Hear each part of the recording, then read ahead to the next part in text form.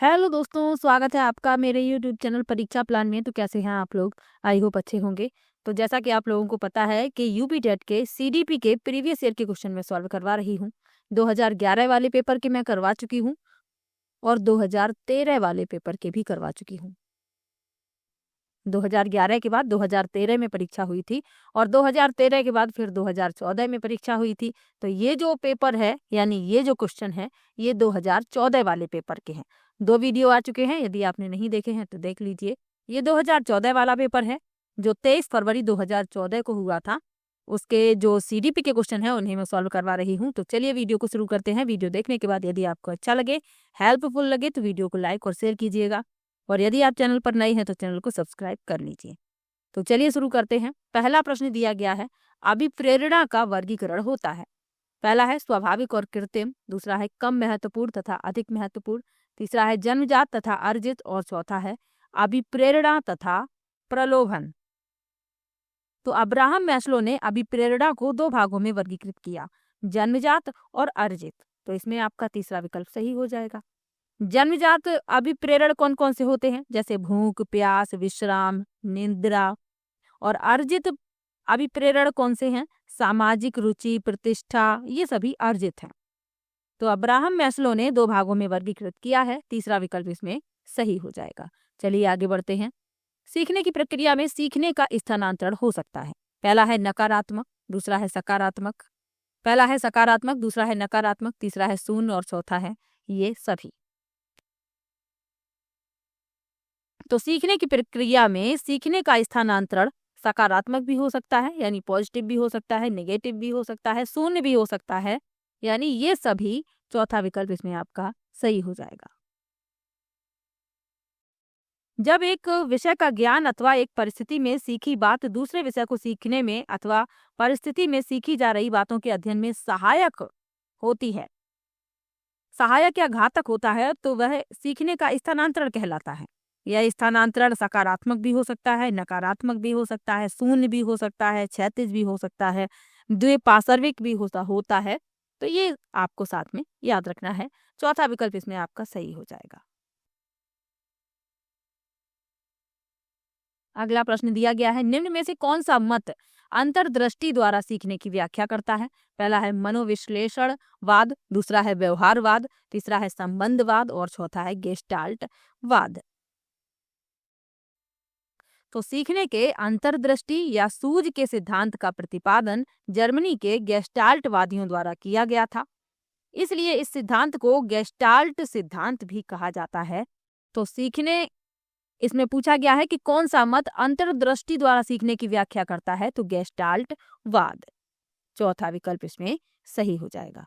चलिए आगे बढ़ते हैं। किस मनोवैज्ञानिक ने सीखने की सामग्री के रूप में निरर्थक शब्दों का प्रयोग किया? पहला है विलियम जेम्स, दूसरा है स्किनर, तीसरा है एबिंगहॉस और चौथा है बार्टलेट। तो किस मनोवैज्ञानिक ने सीखने की सामग्री के रूप में निरर्थक शब्दों का प्रयोग किया है? तो वह हैं एबिंगहॉस। तीसरा विकल्प इसमें आपका सही हो जाएगा। एबिंगहॉस मनोवैज्ञानिक ने निरर्थक शब्दों का प्रयोग सीखने की सामग्री के रूप में किया है। उनके अनुसार निरर्थक शब्दों के प्रयोग से धीरे धीरे सार्थक शब्दों का प्रयोग करना आसान हो जाता है। तो तीसरा विकल्प इसमें सही है। चलिए आगे बढ़ते हैं। सीखने के नियम दिए हैं। पहला है पावलोव ने, दूसरा है स्किनर ने, तीसरा है थार्नडाइक ने और चौथा है कोहलर ने। तो सीखने के नियम का प्रतिपादन किया है थार्नडाइक ने। ये यूएसए के एक मनोवैज्ञानिक थे। इन्होंने पशु व्यवहार तथा सीखने की प्रक्रिया दोनों पर कार्य किया था, जिससे उन्हीं के कार्य के आधार पर आधुनिक शैक्षिक मनोविज्ञान की नींव पड़ी। इन्होंने 3 नियम बताए हैं, तत्परता का नियम, प्रभाव का नियम और अभ्यास का नियम। तो इसमें आपका तीसरा विकल्प सही हो जाएगा, थार्नडाइक। चलिए आगे बढ़ते हैं। सीखना है, पहला है व्यवहार में परिवर्तन, दूसरा है अनुभव तथा अभ्यास का परिणाम, तीसरा है व्यवहार में अपेक्षाकृत स्थायी परिवर्तन और चौथा है ये सभी। तो सीखना जो है व्यवहार में परिवर्तन भी है, अनुभव तथा अभ्यास का परिणाम भी है, व्यवहार में अपेक्षाकृत स्थायी परिवर्तन भी है।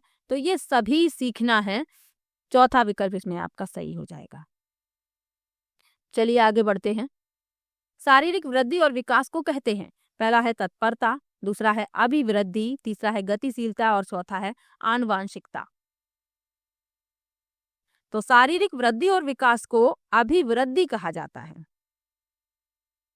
क्योंकि अभिवृद्धि जो होती है एक निश्चित समय और निश्चित सीमा तक चलती है, और शारीरिक विकास भी एक निश्चित समय और सीमा के अंतर्गत होता है।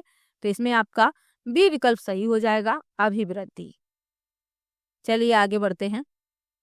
चिंतन संज्ञानात्मक पक्ष में एक मानसिक क्रिया है, यह कथन दिया गया। पहला है डिवी द्वारा, दूसरा है गिलफर्ड द्वारा, तीसरा है क्रूज द्वारा और चौथा है रॉस द्वारा। तो चिंतन संज्ञानात्मक पक्ष में एक मानसिक प्रक्रिया है, यह कथन दिया गया रॉस के द्वारा। डी विकल्प इसमें आपका सही हो जाएगा, रॉस। चलिए आगे बढ़ते हैं। बाल मनोविज्ञान के आधार पर कौन सा कथन सर्वोत्तम है? पहला है सारे बच्चे एक जैसे होते हैं, दूसरा है कुछ बच्चे एक जैसे होते हैं, तीसरा है कुछ बच्चे विशिष्ट होते हैं और चौथा है प्रत्येक बच्चा विशिष्ट होता है। तो बाल मनोविज्ञान के आधार पर जो कथन सत्य है, सर्वोत्तम है, वह बताना है। तो प्रत्येक बच्चा विशिष्ट होता है, चौथा विकल्प इसमें आपका सही हो जाएगा। चलिए आगे बढ़ते हैं। अगला प्रश्न है, बाल मनोविज्ञान का केंद्र बिंदु है। पहला है अच्छा शिक्षक, दूसरा है बालक, तीसरा है शिक्षण प्रक्रिया और चौथा है विद्यालय। तो जब बाल मनोविज्ञान ही है तो इसका केंद्र बिंदु भी बालक ही है, बी विकल्प इसमें आपका सही हो जाएगा। बाल मनोविज्ञान का मुख्य केंद्र बालक ही होता है, क्योंकि इसके अंतर्गत बालक में हो रहे शारीरिक परिवर्तन एवं व्यवहारिक परिवर्तन का अध्ययन एवं परीक्षण किया जाता है तथा उनके अनुसार ही उनके पाठ्यक्रम का निर्धारण किया जाता है ताकि उनका विकास सकारात्मक हो सके। तो बी विकल्प इसमें आपका सही हो जाएगा। चलिए आगे बढ़ते हैं। 11वां प्रश्न है, अच्छी स्मृति की विशेषताएं हैं। पहला है शीघ्र पुनः स्मरण, दूसरा है शीघ्र पहचान, तीसरा है अच्छी धारणा और चौथा है ये सभी। तो स्मृति क्या है? एक क्षमता है जिसके सहारे उद्देश्य पूर्ण कार्य किए जाते हैं तथा व्यक्ति विवेक से चिंतन करता है। अब इसमें अच्छी स्मृति की विशेषताएं पूछी गई हैं, तो शीघ्र पुनः स्मरण, शीघ्र पहचान, अच्छी धारणा, ये सभी अच्छी स्मृति की विशेषताएं हैं। तो इसमें आपका डी विकल्प सही हो जाएगा, ये सभी। चलिए आगे बढ़ते हैं।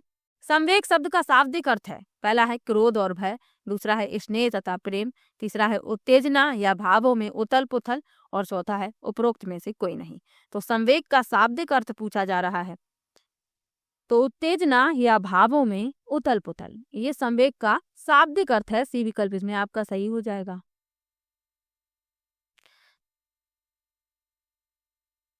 चलिए आगे बढ़ते हैं।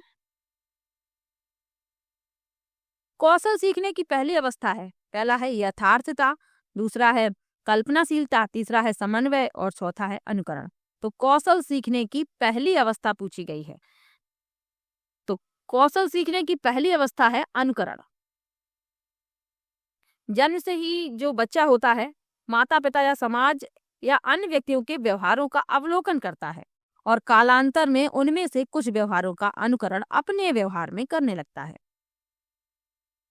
तो कौशल सीखने की पहली अवस्था पूछी गई है, तो अनुकरण है, डी विकल्प इसमें आपका सही हो जाएगा। चलिए आगे बढ़ते हैं। मानसिक आयु के प्रत्यय का सर्वप्रथम प्रयोग किया।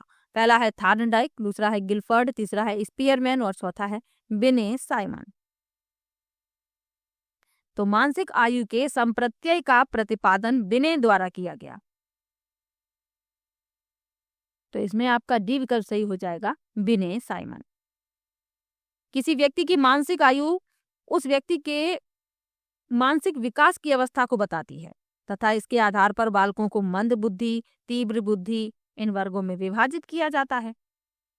सन 1905 में बिने ने अपने सहयोगी साइमन के साथ मिलकर पहला सफल बुद्धि परीक्षण किया। तो इसमें इसीलिए दोनों ही नाम लिखे हुए हैं, बिने और साइमन। डी विकल्प इसमें आपका सही हो जाएगा। चलिए आगे बढ़ते हैं। शैशवावस्था के लिए उत्तम शिक्षण विधि है। पहला है मॉन्टेसरी विधि, दूसरा है खेल विधि, तीसरा है किंडरगार्टन विधि और चौथा है ये सभी। तो शैशवावस्था के लिए उत्तम शिक्षण विधि पूछी गई है, तो ये सभी विधियां शैशवावस्था के लिए उत्तम है। मॉन्टेसरी विधि भी है, खेल विधि भी है और किंडरगार्टन विधि भी है। डी विकल्प इसमें आपका सही हो जाएगा। अगला प्रश्न देखते हैं, इसमें आपका डी विकल्प सही हो जाएगा। अगला प्रश्न है, बाल विकास में पहला है प्रक्रिया पर बल है, दूसरा है वातावरण और अनुभव की भूमिका पर बल है, तीसरा है गर्भावस्था से किशोरावस्था तक का अध्ययन होता है, और चौथा है उपरोक्त सभी पर। तो बाल विकास में प्रक्रिया पर बल है, वातावरण और अनुभव की भूमिका पर भी बल है, गर्भावस्था से किशोरावस्था तक का अध्ययन होता है। तो ये सभी सही हैं, यानी उपरोक्त सभी पर डी विकल्प इसमें आपका सही हो जाएगा।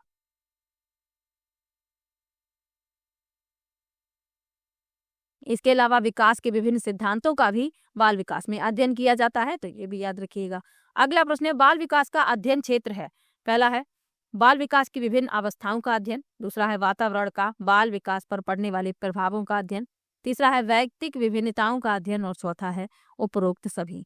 तो बाल विकास का अध्ययन क्षेत्र बाल विकास की विभिन्न अवस्थाओं का अध्ययन भी है, वातावरण का बालक विकास पर पड़ने वाले प्रभावों का अध्ययन भी है, वैयक्तिक विभिन्नताओं का अध्ययन भी है। तो उपरोक्त सभी डी विकल्प इसमें आपका सही हो जाएगा।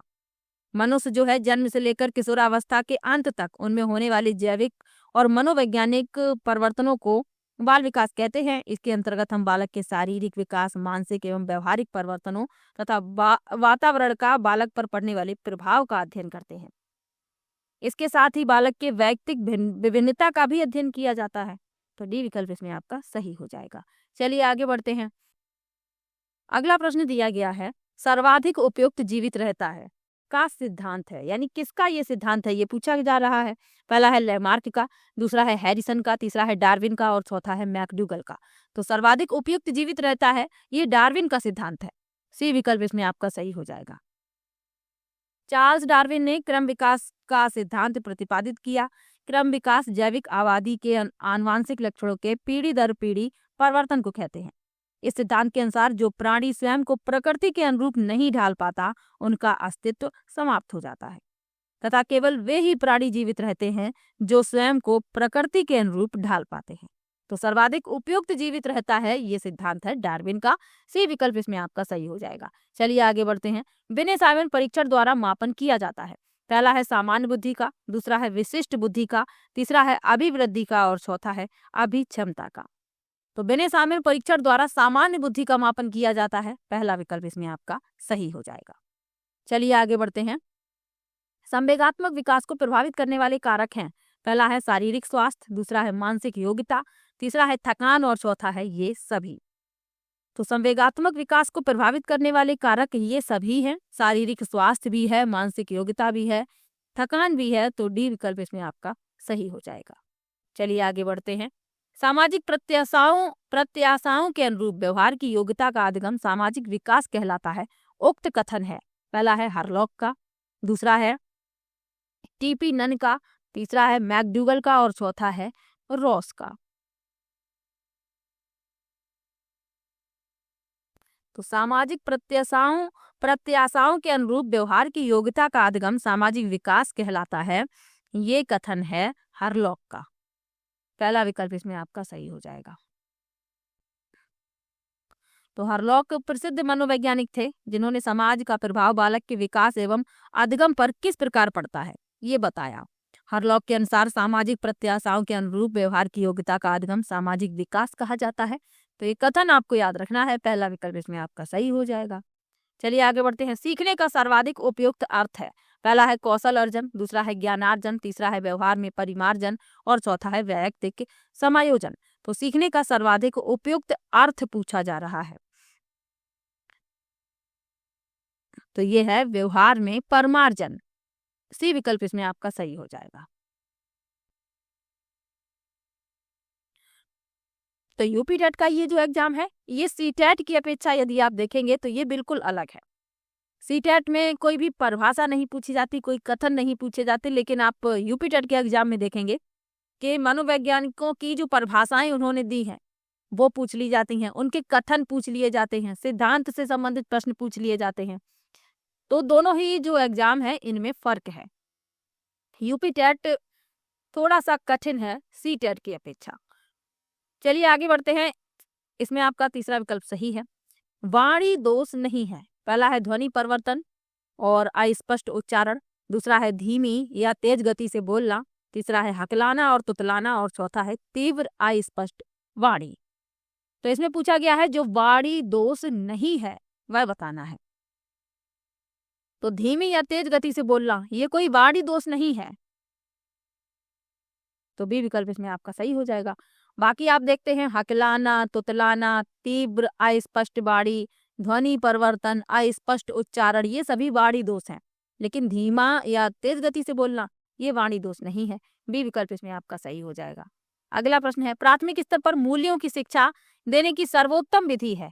पहला है मूल्यों के महत्व को बताना, दूसरा है मूल्यों के पालन न करने पर दंडित करना, तीसरा है अध्यापक के व्यवहार में मूल्य स्थापन, और चौथा है उपरोक्त सभी।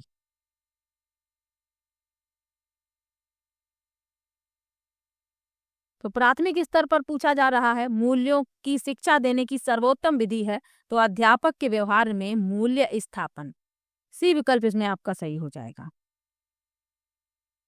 अध्यापक के व्यवहार में मूल्य स्थापन यानी बच्चे जो होते हैं ये अध्यापक के द्वारा किए गए व्यवहार का अनुकरण करते हैं, तो अध्यापक के व्यवहार में मूल्य का स्थापन किया जाएगा तो बच्चे भी सीखेंगे। सी विकल्प इसमें आपका सही हो जाएगा। अगला प्रश्न है मूल्यों के वर्गीकरण में सम्मिलित नहीं है। पहला है आध्यात्मिक मूल्य, दूसरा है येन केन प्रकारेण धनार्जन का मूल्य, तीसरा है नैतिक मूल्य, और चौथा है सांस्कृतिक मूल्य। तो मूल्यों के वर्गीकरण में जो सम्मिलित नहीं है वह हमें बताना है। तो मूल्य का तात्पर्य मानव जीवन के सकारात्मक गुण हैं जो लोगों को प्रभावित करते हैं, जैसे नैतिक आचरण, आध्यात्मिकता, संस्कृति। अब इसमें जो सम्मिलित नहीं है वह पूछा गया है, तो येन केन प्रकारेण धनार्जन का मूल्य, बी विकल्प इसमें आपका उत्तर हो जाएगा, क्योंकि ये एक मूल्य नहीं है बल्कि ये एक दोष है। चलिए आगे बढ़ते हैं।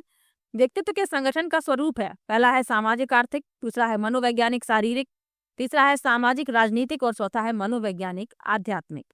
तो व्यक्तित्व के संगठन का स्वरूप पूछा गया है, तो मनोवैज्ञानिक और शारीरिक, बी विकल्प इसमें आपका सही हो जाएगा। चलिए आगे बढ़ते हैं।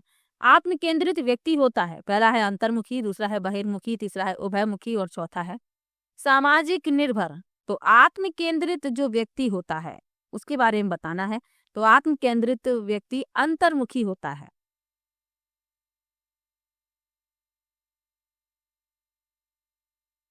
पहला विकल्प इसमें आपका सही हो जाएगा। जो अंतर्मुखी व्यक्ति होता है उसे अकेले रहना पसंद होता है और बाह्य परिस्थितियों के अनुसार खुद को समायोजित करने में कठिनाई महसूस करते हैं।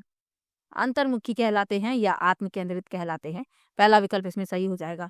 अब अगला प्रश्न है अपने ऊर्जा बल को बाहर की ओर अभिव्यक्त करने वाले व्यक्ति का प्रकार होता है। पहला है ज्ञानात्मक व्यक्तित्व, दूसरा है कलात्मक कलात्मक व्यक्तित्व, तीसरा है बहिर्मुखी व्यक्तित्व, और चौथा है धार्मिक व्यक्तित्व।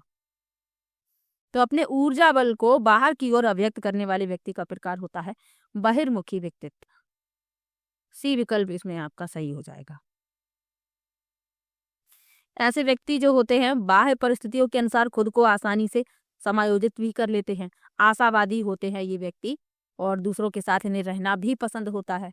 सी विकल्प इसमें आपका सही हो जाएगा। चलिए आगे बढ़ते हैं। कक्षा 4 का एक बच्चा सदैव चिंतित और कुंठित रहता है। आप पहला है उसके अभिभावक से शिकायत करेंगे, दूसरा है मनोचिकित्सक के पास ले जाएंगे, तीसरा है स्वयं परामर्शदाता की भूमिका का निर्वाह करेंगे, और चौथा है उसे उसके भाग्य पर छोड़ देंगे।